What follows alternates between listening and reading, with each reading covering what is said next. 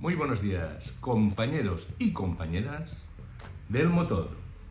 Solo quería recordar y comentar que aquí en Valencia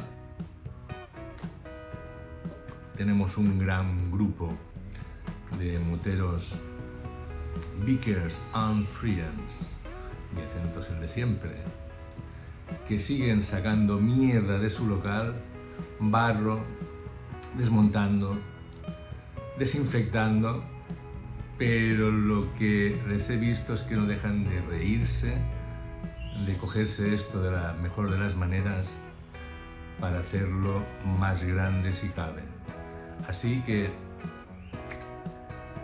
no me queda otra que dejaros por aquí un tic de esta gente que son unos verdaderos héroes del motor.